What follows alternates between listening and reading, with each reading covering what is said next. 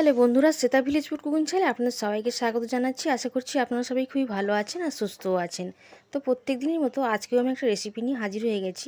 আজকে আমি বানাবো ভোলা মাছের ঝাল সর্ষে বাটা দিয়ে। খেতে ভীষণ ভালো হয়, বানানো কিন্তু খুবই সহজ, আর গরম ভাতের সময় খেতে কিন্তু দারুণ লাগে। ভিডিওটা শেষ পর্যন্ত দেখার জন্য অনুরোধ রইল। তো ঝালটা বানানোর জন্য এখানে ভোলা মাছ 5টা নিয়ে নিয়েছিলাম, খুব ভালো করে কেটে ধুয়ে নিয়েছি। এবার লবণ আর হলুদটা কিন্তু মাখিয়ে নেবো। তো প্রথমেই বলে দিই, যে সকল বন্ধুরা আমার ভিডিওটাকে প্রতিনিয়ত দেখেন তাদের কিন্তু অসংখ্য ধন্যবাদ। আর যারা যারা ভিডিও দেখছেন অতি অবশ্যই ভিডিওটাকে কিন্তু লাইক করবেন এবং কমেন্ট করে জানাবেন কে কোথা থেকে দেখছেন এবং কেমন লাগছে। এখন মাছটাকে খুব ভালো করে কিন্তু লবণ হলুদটা মাখিয়ে নেব, নিয়ে মাছটাকে কিন্তু ভেজে নেব। আজকে আমি সর্ষে বাটা দিয়ে ঝালটা বানাচ্ছি। তো এইভাবে ঝালটা বানালে কিন্তু আপনারা গরম ভাতের সঙ্গে খেয়ে দেখবেন, ভীষণ ভালো হবে। তো লবণ হলুদটা মাখানো হয়ে গেছে, এবার মাছটাকে ভেজে নেব। ভাজবার জন্য গ্যাসের ওভেনে একটা কড়াই বসিয়ে দিয়েছি, দিয়ে সর্ষের তেলটা দিয়ে দিলাম। এবার সর্ষের তেলটাকে খুব ভালো করে গরম করে নিতে হবে, তা নাহলে মাছগুলো কিন্তু জড়িয়ে যাবে। সর্ষের তেলটাকে খুব ভালো করে গরম করে নিয়েছি।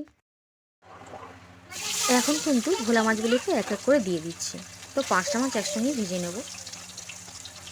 সব মাছগুলো কিন্তু দিয়ে দেবো, দিয়ে কিন্তু খুব ভালো করে উল্টে পাল্টে লালচে কালার করে ভেজে নেব। তো সবগুলোই ধরে যাবে কড়াইতে, সবগুলোকেই দিয়ে দিচ্ছি।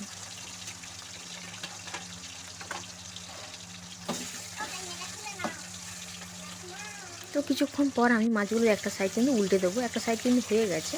তো এইগুলোকে সবগুলো কিন্তু উল্টে দেবো। এভাবে একটু টাইম নিয়ে মাছগুলো কিন্তু ভাজতে হবে। উল্টে দিয়ে কিন্তু একটু অপেক্ষা করবো।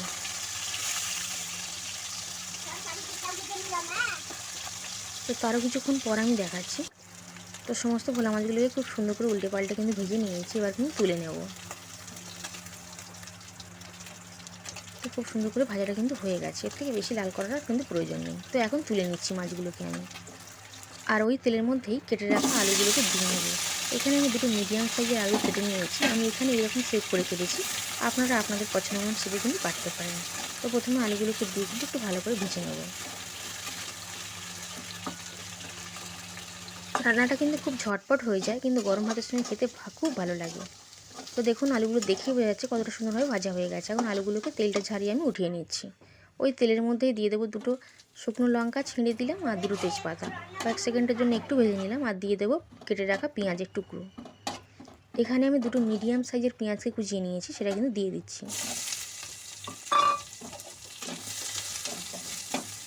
খুব ভালো করে পেঁয়াজটাকে এভাবে নাড়াচাড়া করে নেব। একটু লালচে কালার করে কিন্তু ভেজে নেব। তো দেখুন, পেঁয়াজটা দেখেই বোঝা যাচ্ছে অনেকটাই লালচে কালার করে ভাজা হয়ে গেছিলো।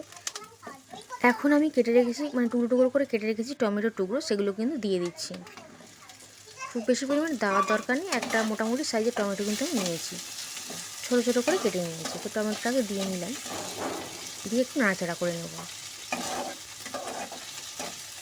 এইভাবে নাড়াচাড়া করতে থাকলে কিন্তু টমেটোটা খুব সুন্দরভাবে মানে একটু ভাজা ভাজা হয়ে যাবে এবং কাঁচা গন্ধটা চলেও যাবে।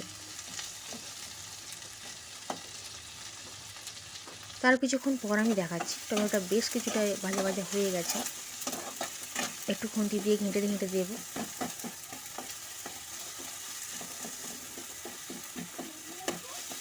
এইভাবে টমেটোটাও কিন্তু পেঁয়াজের সঙ্গে একটু ভালো করে কষিয়ে নিলাম।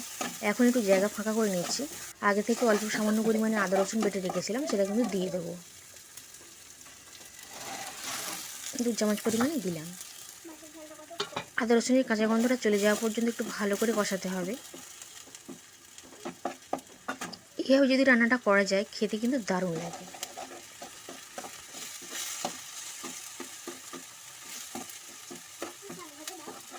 এখন খুব ভালো করে কিন্তু কষিয়ে নিতে হবে। তো এখন একটু সময় নিই, আর গ্যাসের ফ্লেমটা অতি অবশ্যই লোতে রাখতে হবে, তা নাহলে কিন্তু পুড়ে যাবে, অতটা ভালোভাবে কষানো হবে না, তখন খেতে ভালো লাগবে না। খুব সুন্দর করে কিন্তু এভাবে কষিয়ে নিতে হবে। এখন কিছু গুঁড়ো মশলা আমি দিয়ে দেবো।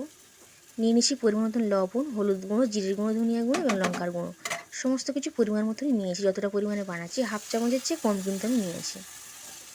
ঝালের পরিমাণটা কমিয়ে দিয়েছি।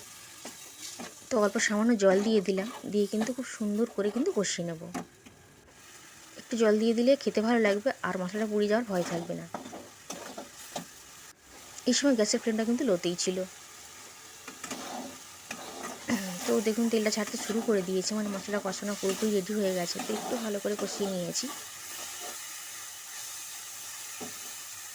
এখন আমি পরিমাণ মতন জল দিয়ে দেবো। খুব বেশি জল কিন্তু দেবো না, কারণ মানে আজকে সর্ষে বাটা দিয়ে ঝালের রেসিপিটা কিন্তু খুবই মাখা মাখা হবে, তাই জলের পরিমাণটা খুবই কম দিলাম। আগে থেকে যে আলুগুলোকে ভেজে রেখেছিলাম সেটা কিন্তু ঝোলের মধ্যে দিয়ে দিলাম।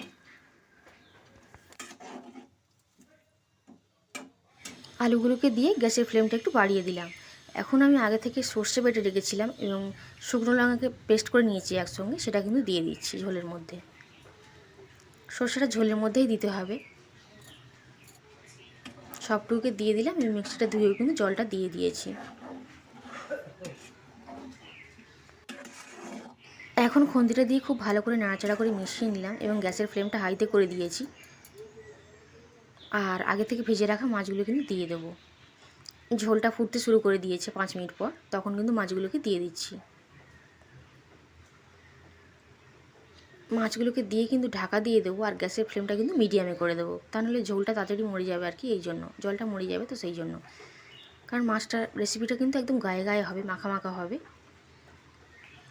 এখন আমি ঢাকনা দিয়ে ঢেকে 10 মিনিটের জন্য অপেক্ষা করব।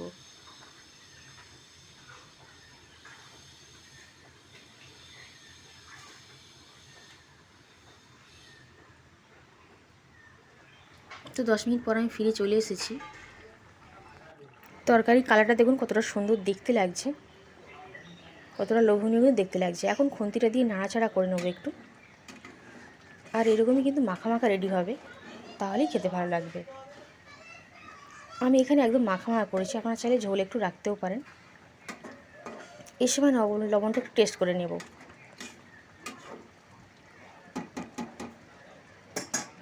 আর সবশেষে একটু ধনেপাতা কুচি নিয়ে নিয়েছি, উপর থেকে কিন্তু একটু ছড়িয়ে দিচ্ছি। ধনেপাতাটা দিলে কিন্তু খেতে ভীষণ ভালো লাগবে। তো এখন গ্যাসের ফ্লেমটা আমি অফ করে দেবো, দিয়ে কিন্তু একটা পাত্রের মধ্যে নামিয়ে নিচ্ছি। তো একটা পাত্রের মধ্যে নামিয়ে নিয়েছি, দেখুন ঠান্ডা হয়ে গেলে আর একটু ঘন হয়ে যাবে, এইরকমই কিন্তু হবে। খেতে ভীষণ ভালো হয়েছিল। আর আজকের রেসিপিটা কিন্তু কেমন লাগলো কমেন্ট করতে অবশ্যই জানাবেন। ভালো লাগলে তো অবশ্যই আপনারা বাড়িতে বানিয়ে খাবেন। আজ তাহলে এই পর্যন্তই, আবার হাজির হয়ে যাব আমি অন্য কোনো রেসিপিতে। ততক্ষণ আপনারা সবাই খুবই ভালো থাকবেন আর সুস্থ থাকবেন। আজ তাহলে আসলাম।